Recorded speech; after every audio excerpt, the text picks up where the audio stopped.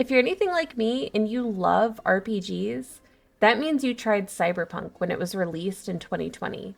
There was so much anticipation and hype surrounded around the game, but the game failed to meet expectations and was plagued with issues, leading to a really rocky launch.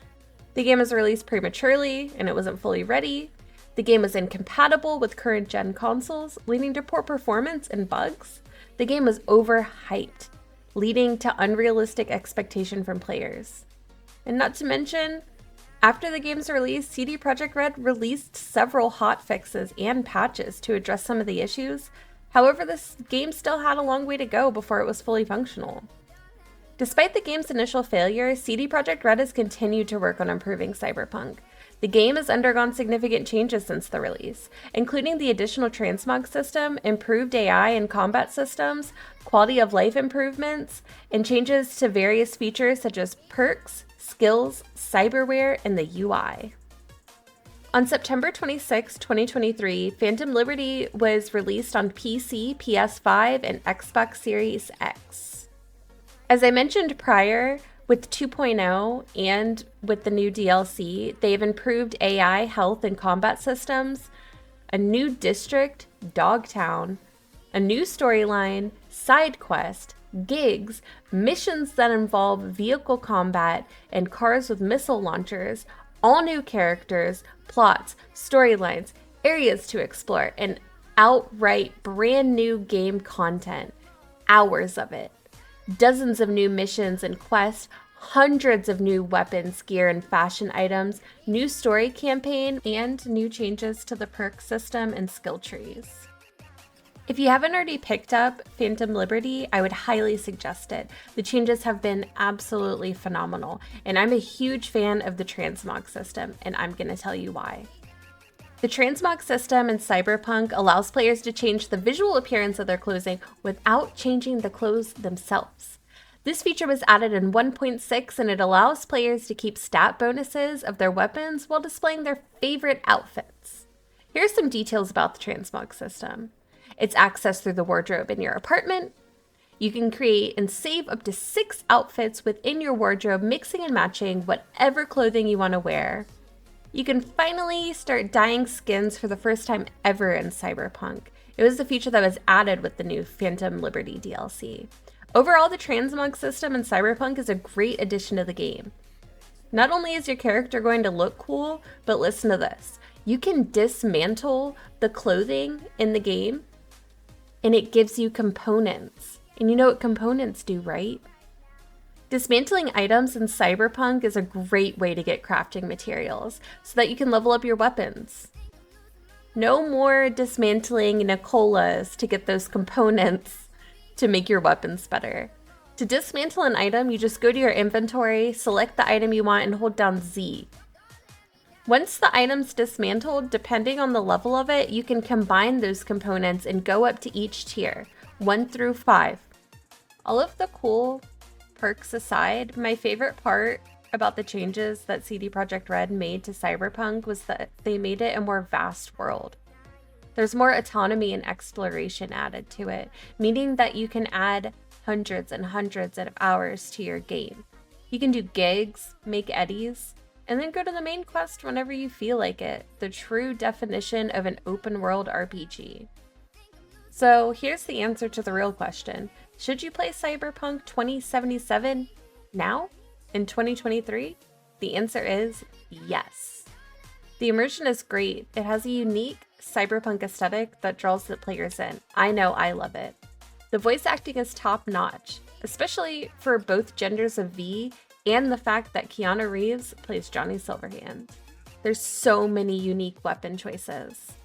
Like, I have a hard time going through my weapons and trying to decide which one I'm gonna keep. Especially depending on the build that you're doing and also the cyberware that you choose. The story's captivating. Despite its initial issues, Cyberpunk has a really awesome story with well-developed characters that you can definitely become invested in. And I'm not messing with you, the improved performance is well worth praise. So now that the DLC is out, I'm going to answer another big question here. Do you need to have played the game before? No, you do not need to have played the game before to play Phantom Liberty.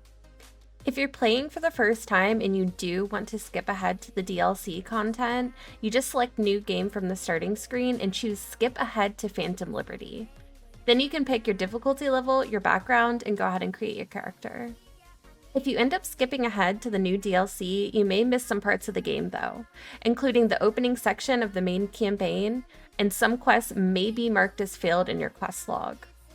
It's also important to note if you are new to the game and you skip ahead, you're going to miss a general introduction to the world and the basic systems. The wealth, the XP, the perks, those are all garnered in the early chapters. You also miss a chance to experience the main story, which is the good stuff if you ask me. But if you do still want to jump in, I will give you a foreshadowing of what you have coming ahead. Cyberpunk promotes build diversity and actively encourages the character to try out new weapons and figure out unique ways to tackle an obstacle that can net them the most rewards.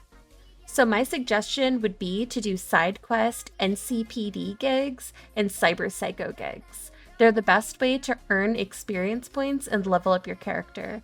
They also offer unique stories and characters that can add more depth to your game. Not only is this the best way to level, but it's the best way to get items to dismantle for components.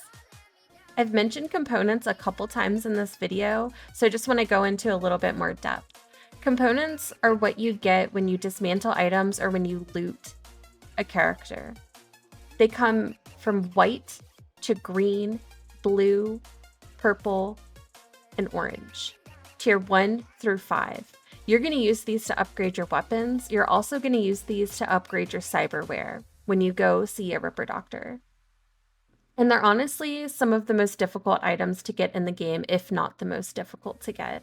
And you're going to need these to upgrade the most important items you have. So as well as your skill tree, this is also a very important part of building your character. In 2.0 and the new expansion, it's made it a lot more fun for unique character builds. With the improved skill trees, you're able to craft a better version of V that suits your playstyle. Not only are there new cyberware abilities that can be unlocked, there's also a new relic skill tree, but there's a limit to how much cyberware can be installed at a time, and it's tied to your level. So how have the skill trees changed since the release of the game? Well, the total number of perks have been significantly reduced. The subcategories present in each attribute have been removed. The relic skill tree has been introduced as a brand new addition to the game. The tree also taps into a chip present inside V's head, which also happens to be carrying Johnny. The relic skill tree enhances the player's cyberware, including enhanced abilities and passive effects. The relic skill tree contains a variety of exciting new skills, such as ability for your arm cyberware, emergency cloaking, and vulnerability analytics. The perks now impact the gameplay in a more meaningful way. Progressing in the given skill tree will allow you to unlock special abilities such as overclock mode for netrunners, bolt shots for tech weapons, and the adrenaline rush ability for the body-focused character builds. Perk points spent on the existing playthroughs have been refunded due to the extensive changes in the perk system. Overall, the skill tree changes in Phantom Liberty have streamlined the system and made it easier for players to navigate through them. The introduction of the relic tree has added a new layer of customization to the game, allowing players to enhance their cyberware and abilities. There's changes to passive abilities in Phantom Liberty as well. Instead of being a simple percentage-based increases, numerous perks add specialized abilities that have a drastic effect on your builds and playstyles.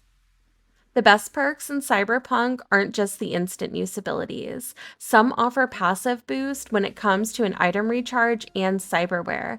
Abilities will lean more towards active effects than a percentage-based passive ones. The new skills unlock passive buffs every 5 levels, with a max level of 60 instead of the previous 50. With the release of the new DLC, it's better paced as another pillar of the main quest as opposed to some kind of post-game episode. Overall, the Phantom Liberty DLC is a great addition to 2077. It offers so much, and the open world is actually vast this time. The improvements have definitely enhanced the game's experience. So what do you guys think? Are you going to be diving into the new DLC? I know that I'm having a really great time playing Cyberpunk. So leave a comment below, hit that subscribe button, and I will see you guys soon, okay? I love you so much. Have a good day, have a good night, wherever you are. Goodbye.